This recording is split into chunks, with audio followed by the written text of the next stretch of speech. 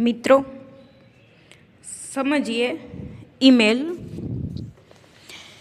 ઈ કમ્યુનિકેશનના ઘણા બધા પ્રકારો છે. એમાંનો એક પ્રકાર એટલે ઈમેલ. આધુનિક સમયમાં ઈમેલનો ઉપયોગ પત્ર વ્યવહારના મહત્ત્વના માધ્યમ તરીકે થાય છે. સામાન્ય રીતે પત્ર વ્યવહાર દ્વારા માહિતી અને સંદેશાની આપ-લે થતી હોય, તેવી જ રીતે ઈમેલ દ્વારા પણ માહિતી અને સંદેશાની આપ-લે થાય છે. 1 માર્ક્સનો પ્રશ્ન, ઈમેલ એટલે શું? ઇલેક્ટ્રોનિક્સ માધ્યમો અને ઉપકરણોના ઉપયોગ દ્વારા થતા પત્ર વ્યવહારને ઈમેલ તરીકે ઓળખવામાં આવે. ત્યાર પછી 1 માર્ક્સનો પ્રશ્ન કે ઈમેલનું પૂરું નામ જણાવો. ઇલેક્ટ્રોનિક્સ મેલ એ ઈમેલનું પૂરું નામ છે. ઈમેલ એટલે શું? ઈમેલ એટલે પત્ર વ્યવહારનું આધુનિક માધ્યમ. ઈમેલ સામાજિક, રાજકીય, ધંધાકીય બાબતો માટે અથવા અંગત અને સંસ્થાકીય માહિતી માટે ઉપયોગમાં લેવાય છે. ઈમેલ રૂઢિગત પત્ર કરતાં વધુ સાહજિક રીતે લખાય છે. મિત્રો, ઈમેલ એટલે શું? તો ઇલેક્ટ્રોનિક્સ માધ્યમો અને ઉપકરણોના ઉપયોગ દ્વારા થતા પત્ર વ્યવહારને ઈમેલ કહેવાય. કોઈ બી વ્યક્તિએ ઈમેલ લખવો છે અને બીજી વ્યક્તિને મોકલવો છે તો બંનેની પાસે મોબાઈલ ફોન, કમ્પ્યુટર કાં તો લેપટોપ, આ ઇલેક્ટ્રોનિક્સ માધ્યમ ઉપકરણ, એમાં ઇન્ટરનેટની સગવડતા હોવી જોઈએ તો ઈમેલ લખી શકાય અને મોકલી શકાય. એટલે ઇલેક્ટ્રોનિક્સ માધ્યમો અને ઉપકરણોના ઉપયોગ દ્વારા થતા પત્ર વ્યવહારને ઈમેલથી ઓળખવામાં આવે છે. ઇલેક્ટ્રોનિક્સ મેલને ટૂંકા નામ ઈમેલથી ઓળખવામાં આવે. ઈમેલ એટલે પત્ર વ્યવહારનું આધુનિક માધ્યમ. ઈમેલ સામાજિક, રાજકીય, ધંધાકીય બાબતો માટે અથવા અંગત અને સંસ્થાકીય માહિતી માટે ઉપયોગમાં લેવાય. ઈમેલ રૂઢિગત પત્ર કરતાં વધુ સાહજિક રીતે લખાય છે. ત્યાર પછી વાત કરીએ ઈમેલનું સ્વરૂપ. એમાં કે ઈમેલ મોકલનારનું પોતાનું ઈમેલ એડ્રેસ હોવું જોઈએ અને જેને ઈમેલ મોકલવો છે તેનું પણ ઈમેલ એડ્રેસ હોવું જોઈએ. ઈમેલની સેવાઓ આપતી ગૂગલ અથવા યાહૂ જેવી કંપનીની સાઇટ પર જઈને તમને અનુકૂળ હોય એવું એડ્રેસ પસંદ કરીને ઈમેલ એકાઉન્ટ ખોલાવવું પડે. ઈમેલ સેવાનો ઉપયોગ કરવા માટે ઈમેલના ઉપભોક્તાએ પોતે પસંદ કરેલ સાંકેતિક ભાષા દ્વારા પાસવર્ડ નિયત કરવાનો હોય. આ પાસવર્ડનો ઉપયોગ કરીને તે પોતાના ઈમેલ એકાઉન્ટ સુધી પહોંચે. ઈમેલના વપરાશ માટે ઈમેલ મોકલનાર અને મેળવનાર એમ બંને પક્ષે ઇન્ટરનેટની સગવડતા હોવી જોઈએ.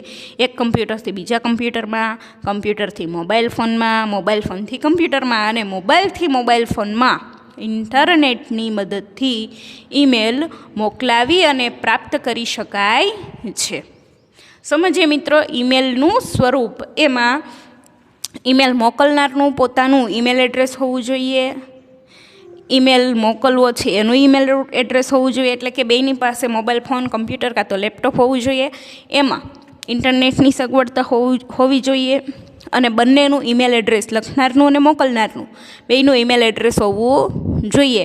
ઈમેલની સેવા આપતી 2 કંપનીઓ ગૂગલ અને યાહૂ, એ કંપનીની વેબસાઇટ પર જઈને ઈમેલ એડ્રેસ પસંદ કરીને અકાઉન્ટ ખોલાવવું પડે.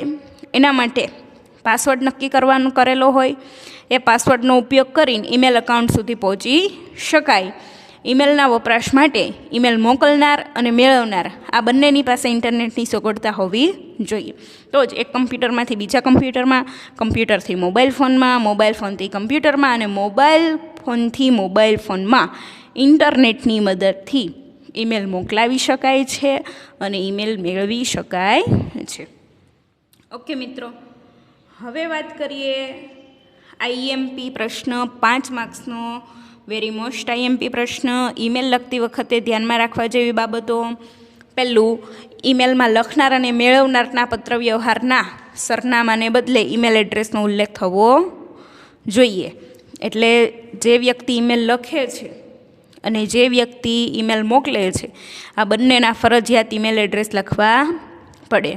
ઈમેલ મેળવનાર એક કરતાં વધુ હોય એમાં ઈમેલ એડ્રેસ સીસી અંતર્ગત લખવાનો હોય. બધા મેળવનારને એકબીજા અંગે જાણ થાય. એક વ્યક્તિએ કે જેને ઈમેલ લખવો છે એને બાકીના 10 વ્યક્તિઓને એનો એ જ ઈમેલ મોકલવો હોય અને એ 10 વ્યક્તિઓને એકબીજા અંગે જાણ થવા દેવી હોય તો એના માટે સીસી એટલે કે કાર્બન કોપી અંતર્ગત ઈમેલ લખવો પડે.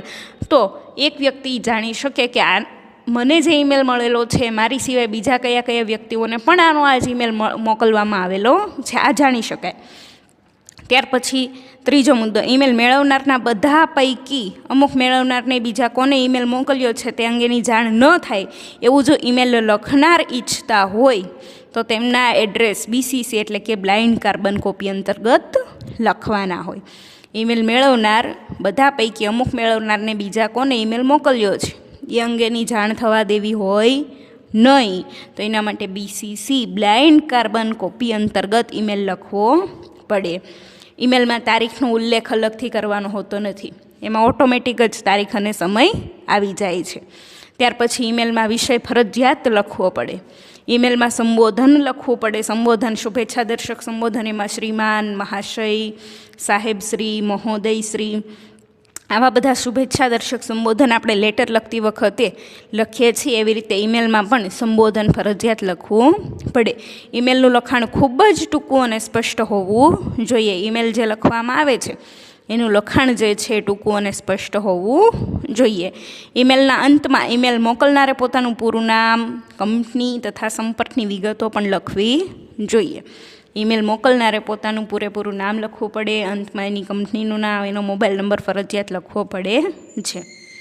ત્યાર પછી સંપર્કની આ વિગતો સહીના ભાગરૂપે પહેલેથી તૈયાર કરી હોય તો દરેક ઈમેલમાં આપોઆપ આવી જાય. ઈમેલ લખનાર વ્યક્તિ છે ને વારંવાર દરેક ઈમેલ લખતી વખતે પોતાનું નામ, પોતાની કંપનીનું નામ, પોતાનો મોબાઈલ નંબર વારંવાર નહીં લખવો હોય તો એને સેટ કરવો પડે. એટલે જેટલી વાર ઈમેલ લખે એટલી વાર એ સેટ કરેલો પોતાનું નામ, કંપનીનું નામ ને મોબાઈલ નંબર આવી જાય છે, વારંવાર લખવું પડતું નથી. ઈમેલમાં જોડાણ તરીકે લેખિત, દ્રશ્ય, શ્રાવ્ય અને ચિત્રો મોકલી શકાય.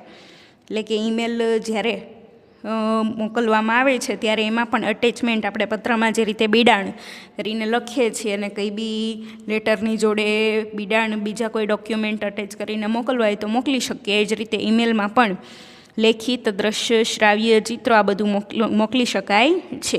જો અટેચમેન્ટ બિડાણ મોકલતા હોઈએ તો એનો ઉલ્લેખ કરવો પડે, બિડાણ એવું લખવું પડે.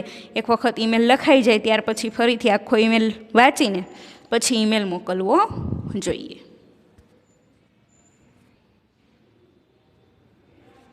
હવે વાત કરીએ ઈમેલ આલ્ફા સાયકલ્સ ભરૂચ વતી હેલ્ધી સાયકલ્સ મેન્યુફેક્ચરિંગ નોઈડાને 300 સાયકલો ખરીદવા માટેનો ઓર્ડર આપતો ઈમેલ લખો. જુઓ, કોઈ બી પત્ર લખો છો, ઈમેલ લખો છો અથવા કોઈ બી ક્વેશ્ચનનો આન્સર લખો છો, ઓછામાં ઓછો 2 વાર ધ્યાનથી ક્વેશ્ચન વાંચવો, સમજવો, ત્યાર પછી જ એનો આન્સર લખવો. ક્વેશ્ચન છે આલ્ફા સાયકલ્સ ભરૂચ વતી હેલ્ધી સાયકલ્સ મેન્યુફેક્ચરિંગ નોઈડાને 300 સાયકલો ખરીદવા માટેનો ઓર્ડર આપતો ઈમેલ લખો. તો ઈમેલ મેળવનાર છે healthycycles@gmail.com, એટલે એનું ઈમેલ એડ્રેસ હેલ્ધી સાયકલ્સનું healthycycles@gmail.com. ઈમેલ લખનાર છે આલ્ફા સાયકલ્સના માલિક રોમિલભાઈ સોની, એટલે એનું પોતાનું ઈમેલ એડ્રેસ લખે છે લખનારમાં alphacycles@yahoo.com.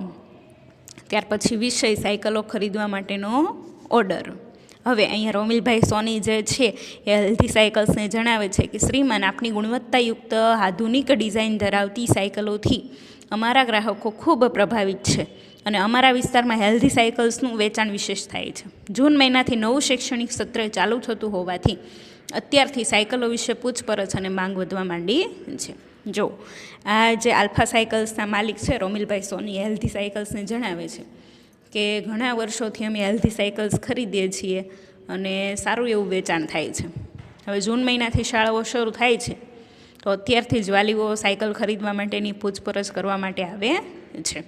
₹2600ની કિંમતવાળી smart boy cycle model number SB 18 200 નંગ અને ₹2800ની કિંમતવાળી smart girl cycles model number SB 18 100 નંગ સત્વરે મોકલી આપશો. મારે 300 નંગ સાયકલો ખરીદવી છે તો આ મને ઝડપથી મોકલી આપશો. આ તમામ સાયકલો અમારા શોરૂમના સરનામે જ મોકલશો.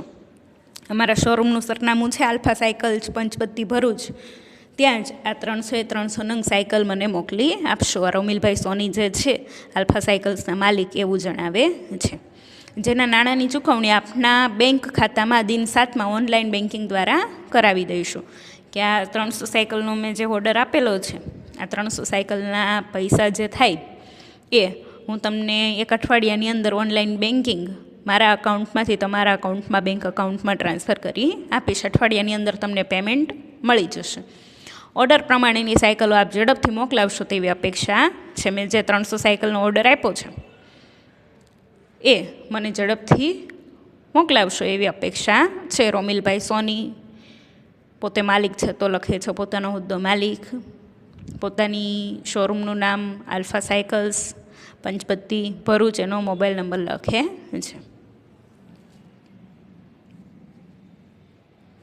ત્યાર પછીનો ઈમેલ, ગુજરાત રાજ્ય શાળા પાઠ્યપુસ્તક મંડળ ગાંધીનગર વતી નવા પાઠ્યપુસ્તકો તૈયાર કરવા અંગેની મીટિંગ વિશે જે તે વિષયના લેખકોને જાણ કરતો ઈમેલ લખો. ઈમેલનો સવાલ છે, ગુજરાત રાજ્ય શાળા પાઠ્યપુસ્તક મંડળ ગાંધીનગર વતી નવા પાઠ્યપુસ્તકો તૈયાર કરવા અંગેની મીટિંગ વિશે જે તે વિષયના લેખકોને જાણ કરતો ઈમેલ લખો.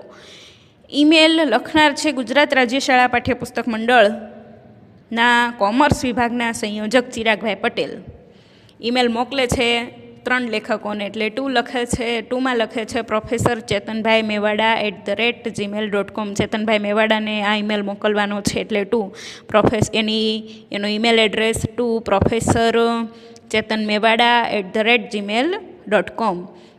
કાર્બન કોપી અંતર્ગત ઈમેલ લખે છે બાકીના 2 લેખકોને પણ આ ઈમેલ મોકલવાનો છે, ધ્રુવભાઈને અને એસ પટેલભાઈને. એટલે બેયના ઈમેલ એડ્રેસ dhruv@gmail.com અને એસ પટેલ @yahoo.com. ફ્રોમ આ ચિરાગભાઈ પટેલ પોતાનું ઈમેલ એડ્રેસ લખે છે ગુજરાત ટેક્સ્ટબુક @yahoomail.com. વિષય વાણિજ્ય પત્ર વ્યવહાર વિષયની મીટિંગ અંગે જણાવે છે. સંયોજક કોમર્સ વિભાગના ચિરાગભાઈ પટેલ 3 લેખકોને ચેતનભાઈ મેવાડાને જણાવે છે કે સાહેબ શ્રી, ગુજરાત રાજ્ય શાળા પાઠ્યપુસ્તક મંડળ ગાંધીનગરને ઘણા વર્ષોથી આપની સેવાનો લાભ મળી રહ્યો છે.